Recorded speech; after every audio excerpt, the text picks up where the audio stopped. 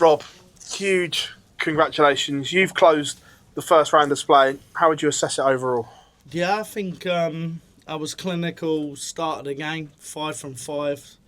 Some great finishes there. I enjoyed the game, you know. What I would say, a sort of practice room tonight, you know, you tell yourself the right things. I worked my socks off to get here. I feel like I deserve to be here. And, yeah, I'm very glad that I'm in the next round. Well, you touched on that 6 or 7 weeks ago. It looked like a lost cause. When we looked at the ranking, Rob Cross was Not for Bobby. Was Don't miles be away. like that, baby. But not for Bobby. What did you tell yourself in that 6 or 7 weeks to the way you played, because you flew up those rankings? What was the motivation behind it? Well, motivation. I suppose Rabbi, my manager, he had a little conversation. Me and him don't have many conversations because I love to win an argument. I love to win a conversation. But he sat me down and he said, "Come on, son." He said, "Look," he said, "you seen the World Matchplay race?" And I was like, "Nah, I've not looked at it because I never ever look. I've never had to. I've been blessed. I've been silver spooned. I've been the other stuff." But he said to me, "You're really in trouble." So following day, I thought, I'll have a little peek. I was about 40 some odd. I was in no man's land. And I thought myself, but my words to him was, "I'm going to be all right." I said, "Don't worry about it, you know, just wash it off, just like that." But I really would say, when I did look at it, you know, that was my motivation. If you miss this place, you're doing something wrong in your career, you know. And I've been very fortunate to be here most of my years. I think all my years, actually, since I've been professional. I love this place, and to miss it, actually, it was probably heartbreaking. I'll maybe give up, you know, I'm not too sure, but at the same time, that conversation really gave me a kick up the backside, pushed me into where I need to do, and look, I suppose I look at darts now.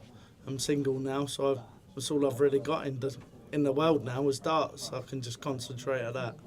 You touched on, obviously, like you said, you've been blessed the way you've been in all these big major tournaments. Was that a real shock to the system and a wake-up call then when you looked at the ranking? No, I don't think so, Phil. I think in a way maybe it's a wake-up call, but then when you was born and your ass was always on the porcelain, you know, it don't really matter. Never really had a lot in life and other stuff, and you know, but it's one thing, yeah, what I learned to do through life, I can fight for whatever I want. And that's what I've done.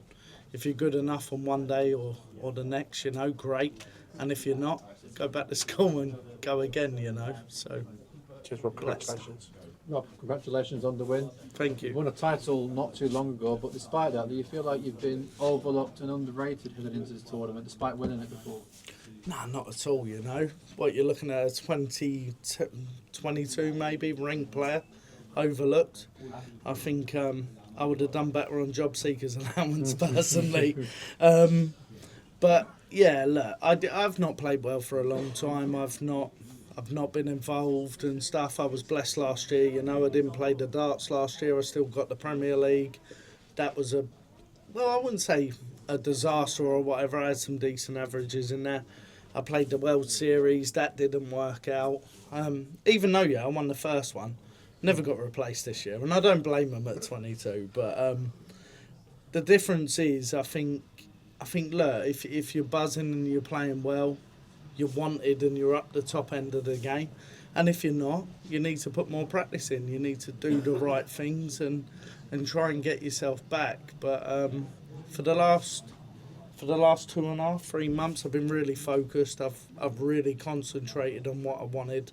The first agenda, obviously, was making the match play, which I think I've done well. There ain't many people in the world what can do what I do, you know. There's a lot of quality players out there what missed out this time, and they couldn't do that. So, I feel blessed. That's what I would say. You mentioned that motivation there, the focus, you've been working hard. How difficult do you think it will be to keep that motivation now, not just for this tournament, but for the rest of the year, and get back into that top 16? I'll be back in the top 10 by the end of the year. That's all I've got to say. Thank you. And is it good then to have that mentality and to have that that belief that no matter what happens, that you know you've got the quality within you still. Yeah, but the problem is Bobby's a psychopath, and that's why he's never dealt with a game. But when the mind's right, I can do what I want, and I'll prove that. And just finally, as always, when we head into a major tournament, most of the talk is Luke Littler, Luke Humphries. When Luke Humphries goes out of the tournament in the first round, is there any talk in the practice room or eyes looking up at the TV thinking, wow, this is an opportunity? I have to admit, I'd love to answer that, but there was no one in the room.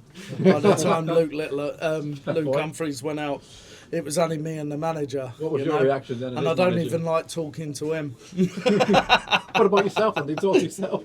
No, I always talk to myself, but it wouldn't have been about darts. Definitely not. Nah, fair play to Cammy, I would say that. Fair enough, Rob. Thank you, sir. Well done tonight, Rob. What gives you such belief that you will be back in the top 10 at the end of the year? I've always been lucky and I've always been good. I've never really spent much time out the top 10 if you look over a 10-year period. I've been through hard times before. I can deal with them. I'm pretty resilient, I suppose, and pretty robust, you know. If things go wrong, I'm already used to that. You know, that was life, wasn't it? So I suppose the rest of it just comes with it. But it's how much you want it, and that's the thing. You know, I get my head down now. I work hard. I put my right foot forward when I come in to the back end of the year and not overlooking this. I want to win this again, you know. So I think it's a want thing with me. And when mentally I'm not right, I can't win a raffle, I can't beat Mickey Mouse. I've probably said that before. So, no, I'm good at the minute. I'm enjoying darts and I want to be here. So, yeah, why waste it, eh? A good time. In a year's time, I probably won't want to play. A good time of the year, I guess, to have that motivation and that desire with this tournament and everything that comes up towards the end of the year. Yeah, I suppose so. I wish, yeah, and what have I been professional now? I think it's my 10th year. I wish I could have probably, if I could change anything mentally, or anything in the game, I wish I could be like that from the first year onwards, you know. And the difference is, we look at Luke Littler, he's the best player in the world, and mentally he's a fortress, and he deserves that, you know. Whereas I've been Mr. Blobby or Mr. Bobby at times and other stuff. I've been all different stuff through them years, but at the minute I'm ready and I'm willing to sort of take that leap, and I want to win. Okay, thank you, Rob. Thank you.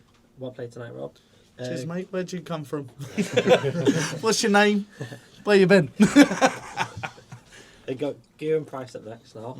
He didn't play his blistering best tonight, and with Luke Humphries out in your little section as well, I sense there could be an opportunity to go deeper, you know. I don't think it's about the opportunity, you know. One game at a time. Me and Gezi had a bit of banter tonight before he walked out. I told him he was lucky. He said, I'll get lucky on Wednesday and all. You know, I told him I was going to win and all. But at the same time, me and him have that kind of banter. And I've got a lot of time for Gez for the way he is. But when come Wednesday, we got to play. And best man to win on the day, I suppose, you know. I want it a little bit more at the minute. And there's no doubt that Gezi don't turn up. Gezi will turn up. He'll have a lot of confidence with today being behind. I'm not silly. I know how to play the game. I know how to read the game. I can read most. I even sort of, I don't know, I watched Gezi's game today and I wasn't surprised that he got away with it. You know, if he played someone else in the tournament, maybe it was different. But he had the right man for the job. How do you think? That's bad, isn't it? I didn't mean that. I did. And you think before your game, in a couple of days, there'll be that banter beforehand as well, or not? Me and him will have a little bit of banter, but it'll be work. And that's what it has to be. He's a true professional, I would say that. I always got on with Gez, but down to the job. Get on with it.